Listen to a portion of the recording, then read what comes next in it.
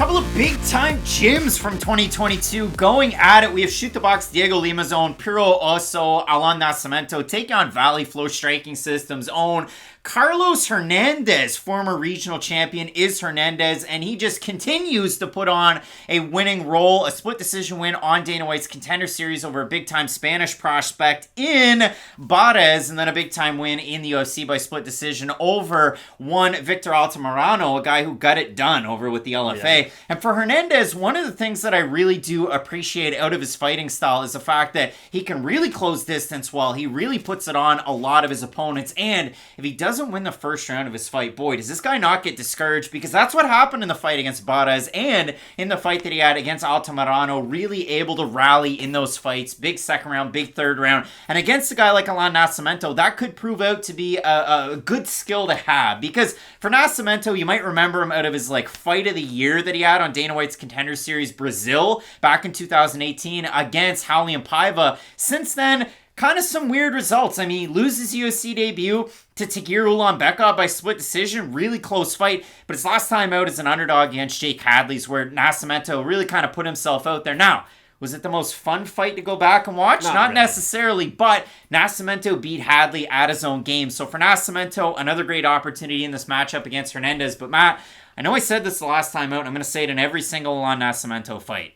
I think he's the biggest flyweight I've ever seen in my entire life. It's insane how big this man is. I don't know how he does it. I mean, he matches up with Charles Oliveira. He looks like he's bigger than Thomas Almeida. He's definitely bigger than Willie Cat Daniel Santos over there with Shoot the Box. But a really, really good strength of schedule, a really, really good kind of level of training partner that Nascimento has. And same thing for Hernandez. I mean, I set it up that way for a reason. Juliana Peña's fought at a VFS, Bilal Muhammad as well, Ignacio Bahamondes. There's a lot of really good fighters out of that gym. Without a doubt. And the thing that I really like about Allan Nascimento, though, and it's a positive and a negative. He's in a pool that probably has 1,000 fighters right now, and it's, hey, if he just put it all together, think about the fighter that he could become. Because on the feet, he does have snappy boxing. He is a damaging fighter, I would say, on the feet. He could definitely threaten with his own submissions, and like you mentioned, his wrestling is something that you never really think of, or at least I don't, at the forefront of his game. I think of a little bit more as a guy who is going to damage you, force some of the grappling out of you, and then take advantage of it. But when Nascimento's firing at all steam ahead, he is a very difficult fighter to deal with. But for Hernandez, I like how you mentioned it, though.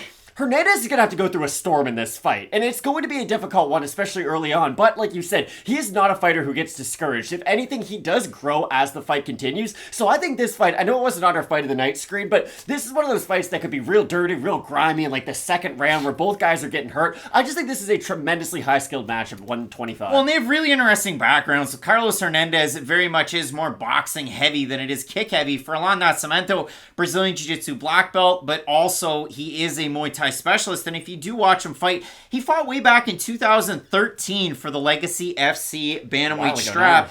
And he wasn't successful there, but it's just an interesting mix, because for Nascimento, kind of liking him to a guy like a Brian Kelleher. Kelleher can threaten on the feet. He's not necessarily all that worried in exchanges to get taken down, because that can threaten or open up the threat of his scrambles and then his submission abilities. Nascimento is one of those fighters, but he can strike from distance. For Hernandez, he will threaten with the takedown in a lot of his fights, but this might be the one where it could get him caught. He might want to just kind of keep it on the feet. And Hernandez does one thing very, very well. Doesn't necessarily crowd the fighter all that much, but what he does is he has really, really good foot placement when he's trying to kind of cut the cage. And this is what I was going to bring up. I think he has to crowd Nascimento, honestly. Nascimento's too big and too skilled on the outside with his own kicks, and Nascimento's a unique fighter. There's fighters who are good examples of this. Think about Brian Ortega. Brian Ortega has really long arms. He's a big fighter for his division. Has great boxing, too. So what do guys figure out? If I get on the inside of his reach and use dirty boxing, use the clinch work, he doesn't really have an answer to that range. Nascimento is cut from that same cloth. We have seen him struggle to deal with those pressure fighters on the inside because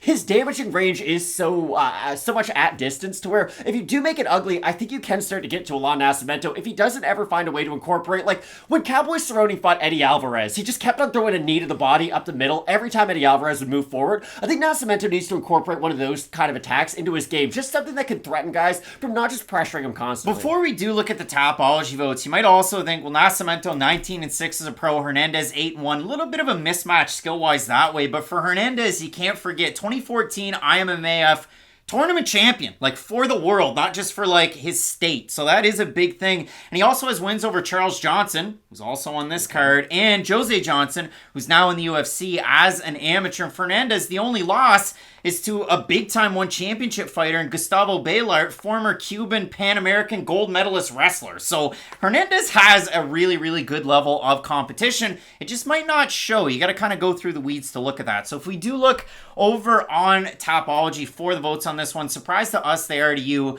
I'm going to say over under 70% Nascimento here. I'll say over. I think it'll be a big favorite. Slightly over. 1,272 total votes, 79% Nascimento, 71% by decision, 22% by submission. For the 21% that have Hernandez, 71% by decision. And I could see this fight going to a decision because I think both fighters are very cerebral. And for Carlos Hernandez, sometimes it takes him that first round to really get into the fight. But the thing that I love about Hernandez is if you go to his Instagram, majority of his pictures are him cornering a lot of the other fighters out of VFS. Very involved in the sport. And I love that. Michael Johnson's somebody that's always done that. Michael Chiesa is somebody else who's always done that. For Carlos Hernandez, cut from that same cloth, is the former HFC champ. Matt, what's your pick in this fight? I hope we've given Hernandez the flowers that he deserves, because I do think this is a very difficult fight for Allan Nascimento, but I still find myself picking Nascimento in the matchup. Again, I like him at that long range with his own striking. I think that if Hernandez does get tired, and I know that would be a little bit uncharacteristic for him, but the way that he's going to have to strike again is going to be very close range.